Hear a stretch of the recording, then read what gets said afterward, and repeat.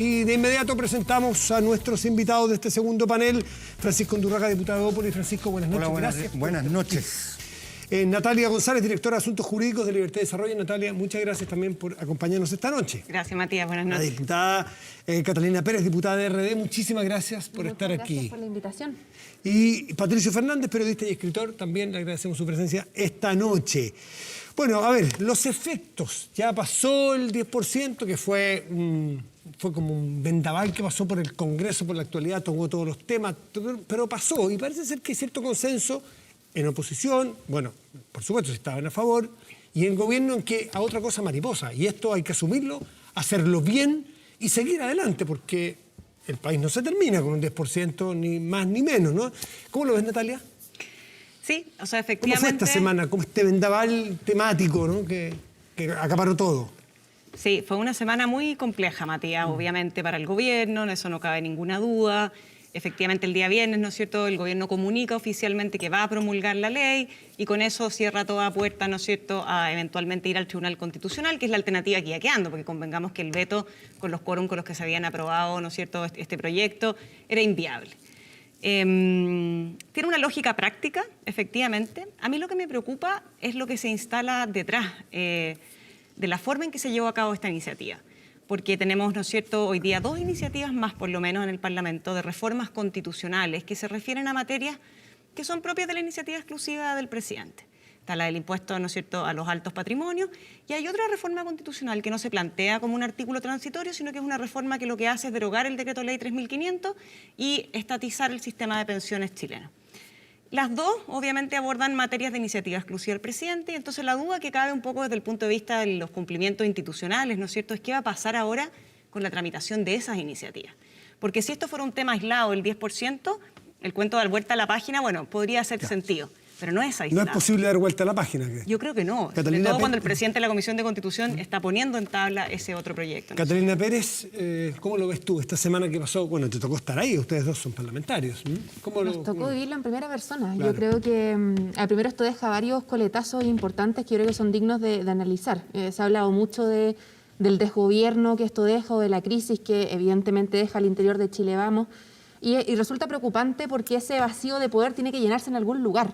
Y con la tremenda crisis que existe al interior del gobierno, con este desgobierno que se caracteriza por un presidente que se queda sin coalición, que se queda con una suerte de sin programa de gobierno y que se queda además sin respaldo ciudadano, atreviéndose a estar en contra de una iniciativa que tiene el 85% de aprobación. Entonces, ¿dónde va el poder? Y terminamos con un Congreso que termina, a mi juicio, haciendo la pega que no está haciendo el gobierno. Y eso es muy preocupante porque tiene que distribuirse y tienen que expresarse las mayorías y conducirse el país y la política pública hacia algún lugar. Y yo creo que la pregunta que hay que hacerse es ¿qué viene ahora? O sea, viene un gobierno que realmente va a estar disponible a ponerse en el lugar de las grandes mayorías del país, un gobierno que tiene que enfrentar, a mi juicio, una encrucijada. O sea, tiene salidas autoritarias a la vista. Para mí, salidas autoritarias son los vetos, las reclamaciones de inconstitucionalidad, las idas al Tribunal Constitucional, que no se hacen cargo del problema de fondo, o tiene una vía democrática que se abre al diálogo, que se atreve a pensar fuera de la caja, que escucha a la oposición, que escucha a los expertos y que se atreve a hacer un acuerdo, no entre políticos, no a puertas cerradas, sino que un acuerdo con la gente, que es quien hoy día está pasando precariedad. Entonces, ¿cuál es la crisis más relevante finalmente que determina este momento político? La crisis del gobierno es una, la crisis del Chile Vamos es otra, pero creo que la más importante es la crisis del modelo, la crisis que atraviesan hoy día las pymes, las familias chilenas, la clase media, que no ven en definitiva una política pública que se haga cargo realmente de las necesidades económicas, sociales que está teniendo la población. Pato Fernández. Yo creo que deja como varias noticias en curso. Deja a la coalición del gobierno enteramente desmembrada, rota y confundida. Deja a la oposición unida, hasta nuevo aviso, por supuesto, pero la deja, o sea, produjo el efecto contrario que en la de gobierno. La de gobierno queda entera fracturada y los otros por primera vez conversaron. Se reunieron en contra, ahora van a tener que demostrar si son capaces de seguir unidos a favor de algo. Yo creo que deja sentado que no todo lo que se grita como tragedia es tragedia, que las cosas encuentran salida, que incluso cuando los técnicos dicen que algo es completamente aberrante, pueden cambiar de opinión los técnicos y encontrarle el lado y encontrarle el arreglo. Deja un gobierno que terminó reaccionando bien, porque si se hubiera empecinado, digamos, el gobierno como algunas de sus almas más duras le pedían, estaríamos en serios aprietos. O sea, todo lo... ¿Te refieres al veto fundamentalmente? Al veto, al veto, al Tribunal Constitucional, a tratar de contrarrestar de alguna manera con eso que le llamaban testimonio hasta el final la consecuencia, la no sé cuánto, en fin, si eso se hubiera llevado a cabo estaríamos en un grave problema. Y eso deja por el momento. Eso es por el momento. Francisco Undurraga. A ver, yo creo que sumando a lo que deja, que evidentemente nosotros quedamos como Chile Vamos muy dañados, lo que por cierto nos da una oportunidad para volver a reencontrarnos. Objetivamente veníamos subterráneamente teniendo algún grado de crisis, dado que los presidentes de los partidos no se comunicaban salvo a través de la moneda hace un año, ¿no? Pero adicionalmente a eso, a mí me deja un sinsabor que no tiene que ver con mi posición en la votación, sino que tiene que ver cómo vamos a construir la democracia hacia el futuro. Porque durante estas 3 semanas, durante esta discusión de este proyecto, los parlamentarios, tanto de derecha, centro derecha, centro izquierda e izquierda, recibimos mucha amenaza. ¿Tú también? ¿Ah? Recibimos. Sí, ¿Tú también recibiste sí, amenazas? sí. A mí me amenazaron de muerte, efectivamente. Es primera vez que lo cuento en público. Tengo la PDI dando vuelta por mi casa, etcétera, etcétera, pero no. Pero creo que estamos llevando la discusión a una forma de hacerse que honestamente yo considero que se pone en riesgo la democracia. Que un senador de la República que partió afirmando que era una pésima idea, después dice que es una buena idea, señala que va a poner una indicación y después tiene que retirarla porque le publican la foto de su casa en Valparaíso. Me parece que eso es insoportable, insostenible y, por cierto, condenable. Pero, ¿sabéis, Pancho? Eso no lo deja el 10%. No, lo deja el 10%, ¿sabes por qué? No, pero déjame terminarte la idea. El 10% se me olvidaron algunas cosas. Deja también un gabinete completamente en crisis y deja un conflicto importante entre el Congreso y la Presidencia. Pero eso que tú dices no lo deja el 10%, porque ese es un tema que está dando vuelta en el mundo entero hoy día. En Estados Unidos, o sea, los intelectuales, 150 intelectuales escribieron una carta acerca de esto. Yo hoy día tuve largas conversaciones con Colombia por otro asunto, y en Colombia la tensión que generan las redes sociales, etcétera, es algo con lo que están teniendo que aprender a vivir las democracias, o vamos a tener que aprender a ver cómo domeñarlo o cómo enrilar esas conversaciones. Eso no es Chile. Eso tiene que ver también con las nuevas tecnologías en curso, y los desencuentros que tengamos acá los vamos a tener que conducir en un ejercicio de conversación que el más feliz que podría haber se llama proceso constituyente.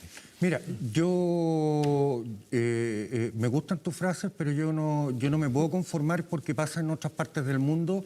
Es normal o normalizar que esto pase en Chile. Y no estoy hablando por mi persona, estoy hablando por el atentado que se le hace a la libre deliberación en la sede donde se debe deliberar, Muy jodido. que es el Parlamento. Y no solamente en la Cámara de Diputados, sino también en el Senado. Y desde ese punto de vista, si nosotros no somos total y absolutamente categóricos en la condena a la violencia, que nos hemos hecho los giles, nosotros y la oposición hemos sido débiles en condenar la violencia, no solamente en la Araucanía, sino en todas partes de Chile, y siempre le ponemos un pero o la tratamos de justificar, esta cuestión se nos va a ir a las pailas. Y la democracia es algo que hay que cuidar y hay que reconstruir y hay que revalorizar. Probablemente la ciudadanía no está contento con sus representantes, pero no podemos permitir que la violencia capture las decisiones de los representantes. Yo también creo que, o sea, esa reflexión y que yo concuerdo, digamos, en términos de sus titulares, creo que obedece también una reflexión más profunda que no hemos dado en la política. Si la condena a la violencia la podemos hacer cuantas veces queramos. El punto es que si no entendemos el fenómeno que hay detrás, que a mi juicio tiene que ver con que la violencia tampoco puede secuestrar la democracia, así como las oligarquías tampoco pueden secuestrar la democracia, y creo que hoy día los fenómenos asociados a la violencia también obedecen a una incapacidad de la institucionalidad política de realmente conducir las problemáticas sociales. Entonces, hoy día la gente tiene hambre. Si hoy día la gente se está manifestando porque no considera que desde el Congreso o desde el Gobierno estamos dando causa a las necesidades sociales que experimenta la población, es evidente que vamos a decantar en fenómenos que van por fuera de los conductos democráticos que Nos vamos a necesitamos decantar, operen. decantamos. Por cierto, y Hubo este senador gobierno... que tuvo que retirar Sí, una Sí, indicación. de todas maneras. Pero ¿cuál es la pregunta que hay que hacerse acá? O sea, ¿nos vamos a quedar en la condena a la violencia o vamos a buscar que realmente la política está al servicio de las grandes mayorías del país? Porque en la medida en que la política y la institucionalidad está realmente al servicio de las grandes mayorías del país y no al servicio de las oligarquías, en la medida en que logramos deselitizar el ejercicio de la política, evidentemente damos cauce. Por eso que es tan importante el proceso del plebiscito, por eso que es tan importante el proceso constituyente que se abre, porque es ahí que se abre una fuerza que es impugnadora, una fuerza que es destituyente, pasa a transformarse en una fuerza constituyente creativa donde realmente todos podemos ponernos de acuerdo de cuál es el Chile que queremos construir. Pero esos canales democráticos hay que abrirlos y hay que comprenderlos, no solamente condenarlos. A eso me Natalia, refiero. Natalia, lo que ha pasado pero- esta semana, con todo lo que pudimos recogido aquí, incluso lo que comentan ustedes, ¿te hace sentido que es más importante aún sentarnos a conversar un proceso constituyente nuevo o al revés, te hace pensar todavía, me imagino que tú eres rechazo, sí, que lo hemos conversado, o más bien acentúa más tu posición a que hay que rechazar ahora el 25 de octubre? Matías, es que tras escucharlo, a mí lo que me pasa es lo siguiente, que obviamente las necesidades de la población hay que canalizarlas, pero las necesidades se canalizan bajo las reglas del juego, ¿ya? Y las reglas del juego no son a voluntad ni se cumplen a piacere. Podrán no gustarnos esas reglas del juego, pero son las reglas que hay. Entonces, cuando de alguna manera contextualizamos y decimos, pero hay que entender lo que le pasa a la ciudadanía, que actúa, ¿no es cierto?, con violencia porque ve que la política no canaliza sus demandas, a mí me parece que eso es contextualizarla. Cuando decimos que condenamos la violencia, yo digo, ok, pero pasemos a la acción. Para mí, condenar la violencia es actuar con convicción. Si un senador tenía una indicación y fue amenazado para retirarla, bueno, a mi juicio que la haya retirado, entonces ceder a la violencia es tolerarla. Tú la puedes condenar, pero si tú no perseveras en esa indicación, entonces estás contribuyendo a que esas amenazas no solamente permanezcan en el Congreso, sino que vayan increciendo. Cuando hablamos de convicciones, ¿ya? A mí me complica que digan un sector más duro de la derecha, que tira para que el presidente hubiera ido al Tribunal Constitucional. Lo que pasa es que hoy ¿El día... gobierno debió haber ido a tu juicio al Tribunal Constitucional Mira, o enviar un Matías, veto? El veto no, descartémoslo porque no tenía los 2/3. Sí. O sea, ¿para qué lo iba a hacer, no es cierto? Pero el respeto a la institucionalidad, por más desgastadas que estén las instituciones, es la única protección que nosotros los ciudadanos tenemos frente al ejercicio del poder. Entonces, cuando Catalina dice que el veto o ir al Tribunal Constitucional es un acto de autoritarismo, yo discrepo completamente, porque son mecanismos que están previstos hoy día en nuestra Carta Fundamental para el ejercicio del presidente o de los parlamentarios, en el caso del Tribunal Constitucional, ¿no es cierto?, de recurrir cuando se han infringido la supremacía constitucional, Natalia, las normas de la Constitución. Espérame, Entonces, no es un autoritarismo. O sea, ejercer las facultades que la democracia te da, como existen los vetos en todas partes del mundo, como existen tribunales constitucionales en la mayor parte de los países del mundo, no es un acto de autoritarismo. Son las reglas del juego democrático. Entonces, hablamos con sinceridad, puede ser conveniente o inconveniente políticamente, pero no es un acto de autoritarismo, una discrepancia entre el presidente y el Congreso. Y en las reglas democráticas del juego está que una mayoría tal del Parlamento puede incluso hacerle reformas a la Constitución. Entonces, Pero no en materias que son de iniciativa exclusiva del Es que en ese presidente, caso Marco, también porque se estamos en el marco de la presenta para institucionalidad. bypasear esa norma. No, yo creo que es complejo que esto fuera una estrategia que se repitiera hasta la saciedad, porque efectivamente lo que hace es dar cuenta del momento de cuestionamiento que tenemos de una Constitución que avala una vez más el tema que decíamos antes, el entrar en una discusión seria sobre la institucionalidad futura. Pero lo que está sucediendo no está fuera de la ley, está dentro de la ley. Pero me interesaba otro asunto antes, que yo creo que es muy importante y se ha tratado poco. Se habla de la violencia, como una pura gran cosa que lo invade todo. Y yo creo que, como en muchos otros casos, viene bien aquí discernir.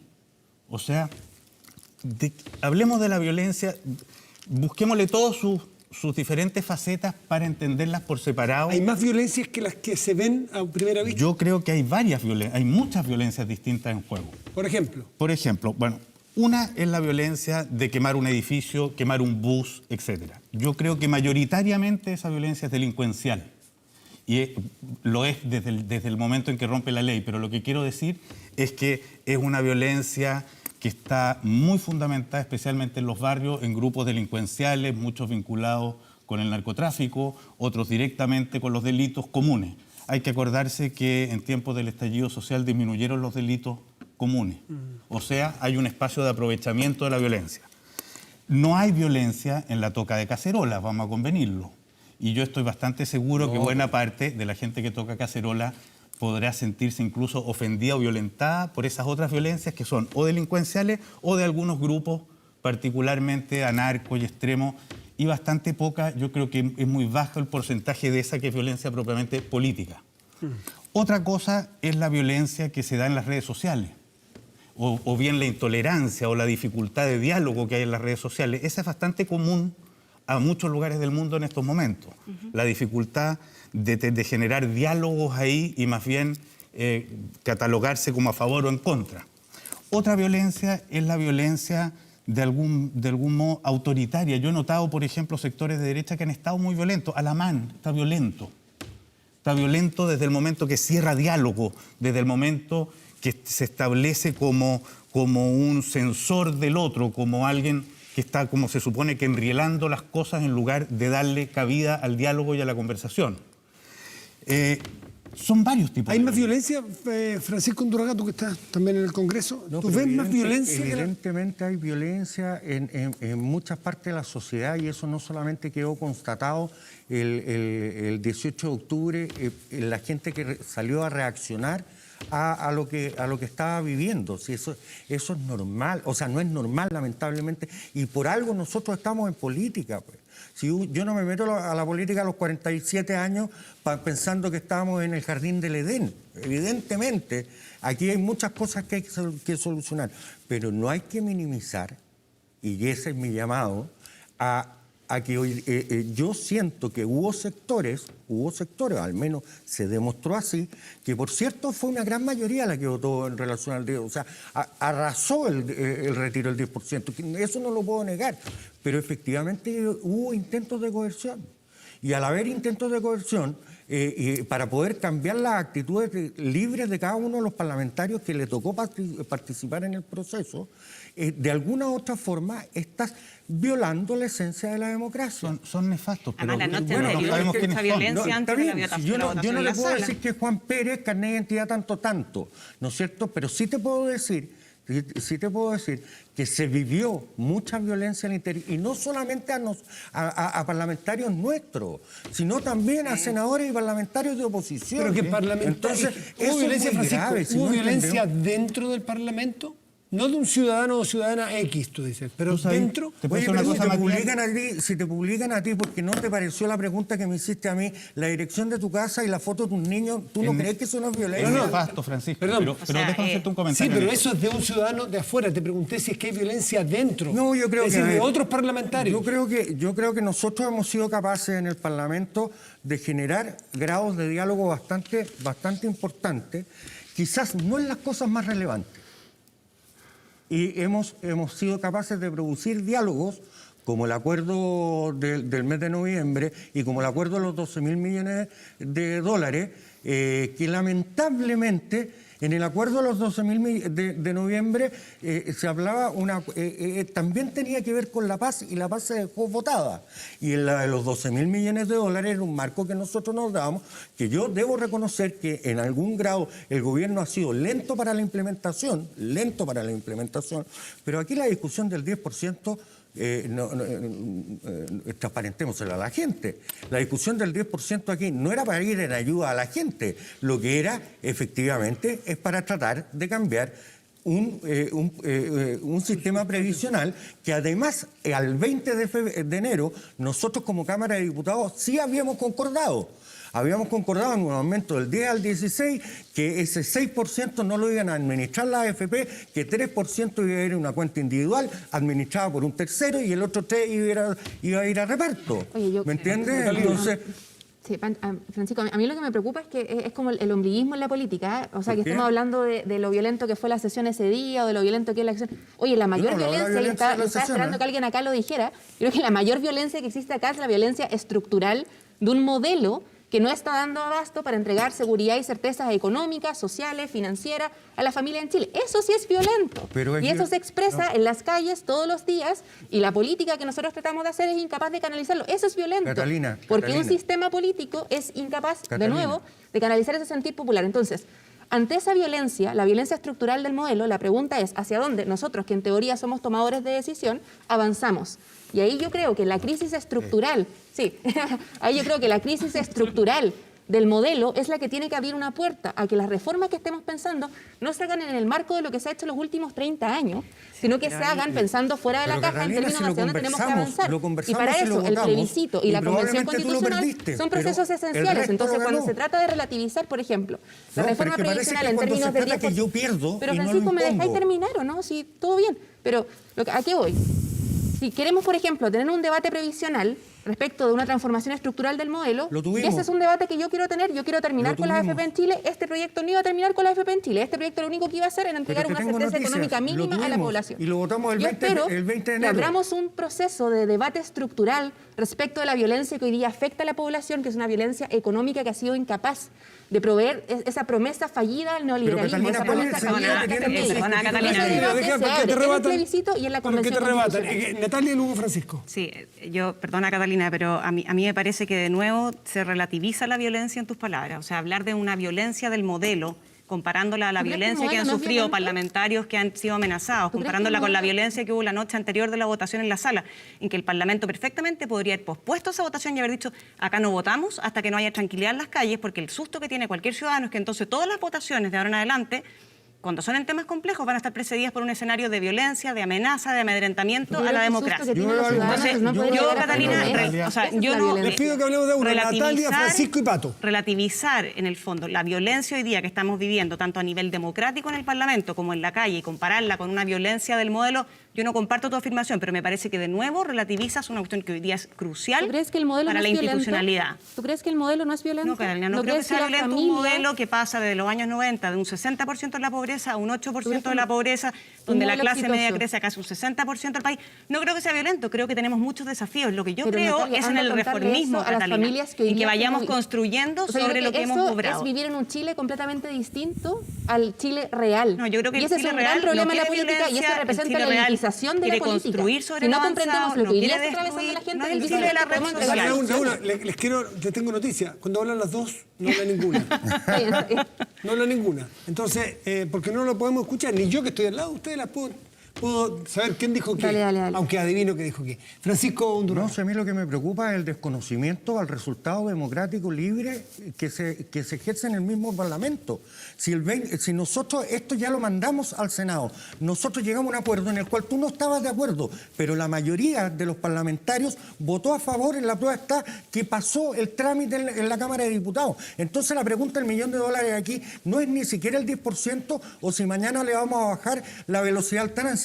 Si es que tú no estás de acuerdo con eso, vas a buscar siempre el modo para torcer la decisión popular y democrática, porque nosotros somos representantes del pueblo, aunque no te guste, y a ti te eligió la gente igual que a mí. ¿Estás hablando de los 12.000 millones? No, yo estoy hablando de la previsión. proyecto del de previsión. previsional de enero. De enero. Salió de la Cámara de Diputados. Sí, pues, pasó por ahí, se votó, tuvo los votos para que pasara al Senado, y tú estás desconociendo en la práctica aquello. Y vas con una modificación a la Constitución, donde quieres incluir otro ente distinto al que acordamos, Pero tú y tienes la otra aspiración, forma, o por sea, cierto. me sorprende. Tú tienes la aspiración de que con el proyecto de enero logren resolver el conflicto del sistema previsional en Yo no sé Chile. si lo vamos a resolver o no lo Es que vamos no lo a va a resolver. resolver. Pero Y la por eso la mayoría expectativa y por eso la democrática, no. apertura es el Yo no proceso soy el dueño de la ley, constituyente. de la verdad tú tampoco. La mayoría construyó un proyecto en el cual nosotros acordamos y por eso pasa al Senado. Y eso se llama democracia. La mayoría se impone sobre la minoría, así como yo perdí y ustedes ganaron muy bien el retiro del 10%, yo tengo que aceptarlo y yo no estaba de acuerdo en ir a vetarlo. ¿Me entiendes o no? Ustedes también tienen que reconocer que el trabajo legislativo que se hace, ganen o pierden, tiene que ser respetado. Sí, pues, y tú no lo Francisco, estás pero- respetando. ¿Y por qué no lo estoy respetando, Francisco? Porque te fuiste por el lado, porque Yo lo que hice fue garantizar en un momento de emergencia que las familias puedan retirar un 10% de su fondo de pensiones. Su proyecto, que yo no estoy de acuerdo, avanza en carril paralelo. Y mi proyecto, que es de transformación profunda del modelo, avanza también en un tercer carril, que ¿En es el cuál? proceso constituyente. No. El apruebo y la convención constitucional evidentemente te va a transformar el modelo previsional en Chile. O sea, como espero te logre transformar el sistema de salud, el sistema de educación, el sistema previsional, pero eso no quiere decir que no hagamos política entre medio o que no legislemos respecto de aquellas transformaciones que también va a tocar el proceso constituyente. Como evidentemente son reformas que avanzan en carriles diferentes y evidentemente forma parte del proceso democrático. Patricia Fernández tiene la palabra. No sé lo que están discutiendo Yo ustedes. tampoco lo tengo tan claro que Yo dice súper claro y Francisco. te lo puedo explicar. Bueno, no, pero te quiero decir algo antes. Yo creo que el 10% en la gente mayoritariamente era porque le urgía tener plata lo antes posible. Y aquí vio una manera de tener plata rápido que no había tenido por otros mecanismos. Otra cosa es en lo que eso se traduce en estas discusiones inexplicables o difíciles de entender para los que no estamos en el hemiciclo. Que la ley de enero, que no sé lo que pasó. El asunto... Pasó claro. Bueno, Sí, la reforma al sistema de pensiones en Una enero reforma. pasó el primer trámite constitucional en la Cámara de Diputados y está desde entonces en el Senado. Detenía. Es la que Eso ahora dice se que quiere no podemos hacer nada reactivar. Y entre que lo medio. que quiere decir es que se aumentan 6 puntos porcentuales. Ok, De esos 6 puntos porcentuales, hoy día ponemos 10, para ser 16. Sí, no sé, en pero- esta discusión llevamos como 15 años, no sé, creo que la primera vez fue a comienzos de los 2000. Pero yo vi, volviendo a esto del 10%, vi hoy día la entrevista al superintendente de AFP Macías. y creo que él lo explicaba muy bien, en el sentido de que se le dijo, voy a tomar sus palabras en un sentido distinto de las que él las quería usar, pero me resultó muy nítido. Se le explicó durante mucho tiempo a la gente que esta era su plata y ahora la gente lo asumió y pidió su plata. Pues si yo no Entonces, el reto que pone esto por delante es si lo que queremos tener es simplemente un sistema de ahorro individual o uno de seguridad social. Entonces- y el de seguridad social no es lo mismo, ahí ya tú no Patricia, puedes ir y tocaste un tomar punto tu- clave. Si se aprobó que la gente puede sacar del 10% porque es suyo, consagra entonces la propiedad privada. Teóricamente, Ah. pero eso ¿Eso es cambiable? Eso es retórico. O sea, efectivamente la gente, tú no podrías decir que desde el minuto en que saca ese 10% está validando el sistema, no sé qué. No, la gente está procurándose plata rápido fin de y mes. clara. Eso es lo que está haciendo la gente. Eso lleva a otro nivel de discusión en el Parlamento, donde yo creo que, entre otras cosas, y en la política, no solo el Parlamento, donde efectivamente le significa una grieta difícil de reparar al sistema de pensiones como lo hemos conocido. Es difícil volver atrás después de que esto se produce. ¿Y qué es lo que sabe la gente cuando le dicen esto es pan para hoy y hambre para mañana? La gente sabe que el hambre para mañana ya la tiene. Entonces, no va a preguntarse mayormente eso. Y lo que supongo que está detrás, en muchos casos, en esto en la gente, es mañana lo arreglarán. Tendrá que arreglarse. Catalina Pérez, viene me imagino que uno de los puntos claves ahora adelante en la acción política de ustedes tiene que ver con el impuesto a los súper ricos. ¿Cómo lo van a hacer? ¿Cómo lo van a plantear? ¿Con qué fuerza? ¿Con qué tiempos, plazos? ¿Vamos a tener un nuevo panorama dominado como fue el 10% por este tema? ¿Hay tanto consenso?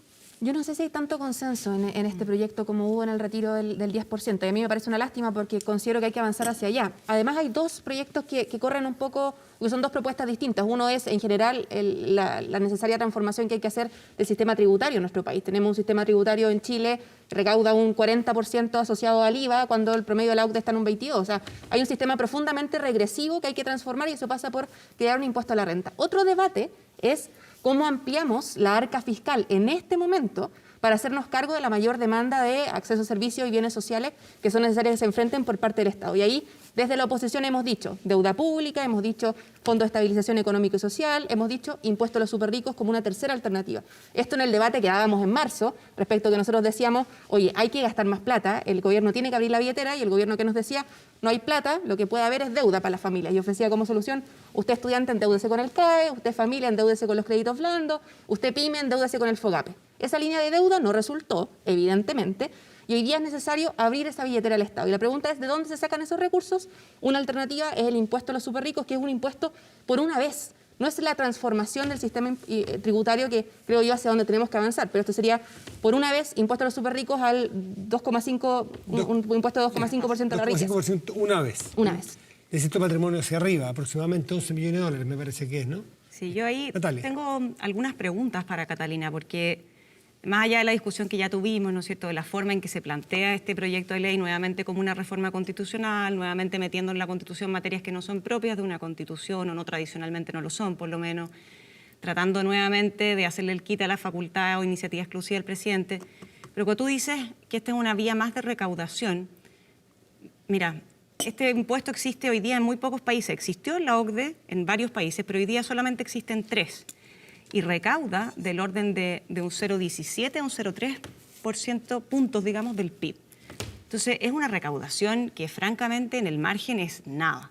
Y lo que sí haces con un impuesto de esta naturaleza, con el mecanismo de la reforma constitucional, nuevamente es establecer un manto de duda, ¿no es cierto?, sobre el respeto a la institucionalidad vigente, amedrentar la certeza jurídica, que digamos es muy relevante para atraer inversiones al país, que son las que al final dan empleo, que son las que al final generan crecimiento económico, que logra recaudar efectivamente. Entonces, yo creo que esta es una cosa más bien de nuevo testimonial, que me preocupa porque se hace testimonialmente, pero en contra de las reglas de la democracia, de nuevo pasando a llevar facultades del presidente, con una recaudación que es paupérrima, y que además en los países donde existe aún, que son solo 3 en Europa, lo que ha generado es movilidad de los capitales. Los capitales se van de estos países, ¿ya? Es un impuesto muy complejo de recaudar, es muy ineficiente. Entonces el punto es, ¿por qué perseverar en una política pública donde todos los países, a lo mejor a los que ustedes también miran, han retrocedido en este impuesto y lo han derogado?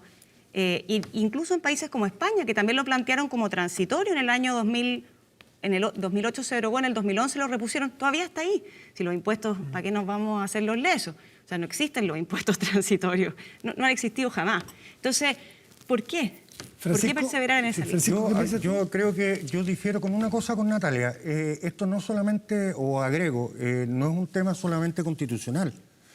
Aquí hay un acuerdo en el cual participaron hasta las 9:15 de la noche ustedes y después se retiraron, con una amplia base política que se le autorizó al gobierno a gastar 12.000 millones de dólares, de los cuales todavía no ha hay gastado holgura. nada. Hay holgura. Luego, si es que esos 12.000 no fueran lo suficiente, habría que inventarse nuevas formas para poder suplementar aquello.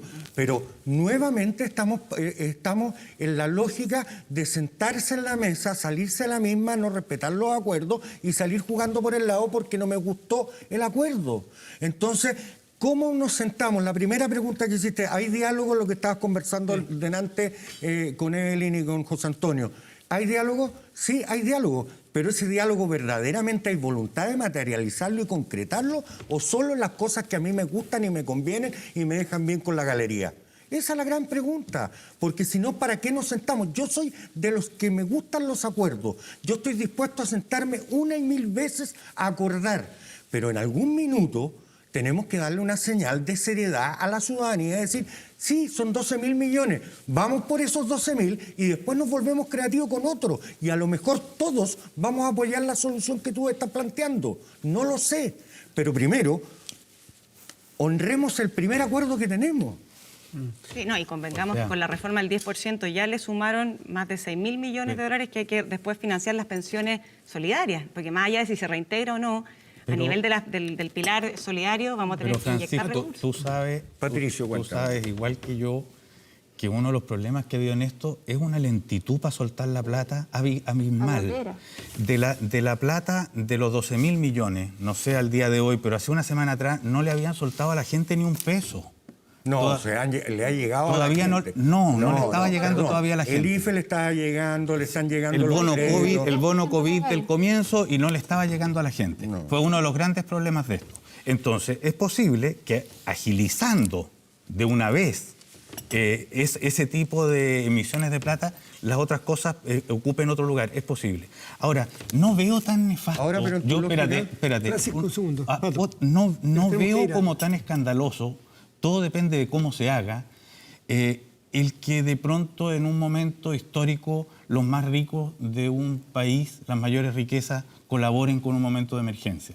Y creo que incluso para lo que Chile necesita construir, que es estabilidad en el largo plazo, me impresionó hoy día la entrevista para bien, la entrevista a Juan Sutil, sumándose al proceso constituyente, entendiendo en un tono distinto al que habíamos visto otras veces, entender que la construcción de estabilidad es algo así bueno para el mundo más necesitado, que se siente incorporado, como para los que están en las grandes empresas porque sienten tranquilidad por la estabilidad que se construye, creo que es muy virtuoso. Sí, ahora no nos Y- olvidemos que en octubre se aprobó un impuesto al patrimonio. Acuérdense que la Bueno, reforma tributaria... por eso, y yo estoy de después acuerdo, del que estallido, ese impuesto, dio lugar a eso. a la riqueza no puede aparecer, no puede nacer como un hecho de guerra, sino que tendría que aparecer Como un hecho o de de alguna diálogo. manera construirse como un hecho generador de estabilidad. Francisco, Pato, Catalina, Natalia, muchísimas gracias a los 4 por estar esta noche conversando Gracias a aquí. A la otra quedamos Eso. pendientes con un par de debates por ahí. Quedan muchos Bueno, temas impuesto a los siempre. superricos, sobre todo, se viene Quedan todo el muchos año. domingos, Sí, pues quedan quedaron muchos debates, respuestas quedan pendientes. muchos temas y, Y no quedan se pongan, más. en el rechazo en Evópoli, por favor, eso los deja a la derecha de la derecha. Francisco, Mira. Francisco, le están hablando, Francisco. ¿Ah? Le están hablando. No, yo declaré que voy a votar rechazo, efectivamente. Pero precisamente piensa- por estas ¿Por cosas. qué te Piénsalo de cambiaste nuevo. Precisamente por como estas ya cosas parece. que están sucediendo. Piénsalo de nuevo. ¿Ah? Yo siempre estoy en reflexión. Siempre estoy en Pero reflexión. tú eras La de, vida eras de los democrática. guaripolas de la prueba. No, Oye, nunca fui pero es maripola, súper pero legítimo estar en una posición u otra, efectivamente, ¿no? O sea, yo espero que cambie de nuevo de posición, porque No. creo que un convencido de la democracia debiese apostar al camino de la, La transformación pregunta es constitucional por el democrática. apruebo de ¿Se la aprueba convención o se constitucional. rechaza? No se obstruye. Nosotros dos no estamos opciones. obstruyendo. O sea, el y gobierno vamos a está obstruyendo participar. Y otras yo en lo cosas. personal. No, perdón. Me está preguntando y me está interpelando a mí. Yo puedo contestar por mí. Y en ese sentido, yo te digo honestamente, no veo las condiciones de diálogo en este instante para poder construir libre y democráticamente la nueva constitución. Oye, pero si la Ojalá constitución me anterior se hizo en equivoque. dictadura militar. Ojalá me equivoque. Hay que esforzarse por construirla. Vamos por el Ojalá apruebo de la me Vamos a convención hacer una constitucional. pausa. Tenemos otro panel, más conversación, más diálogo. Esto es Estado Nacional. Espérenos.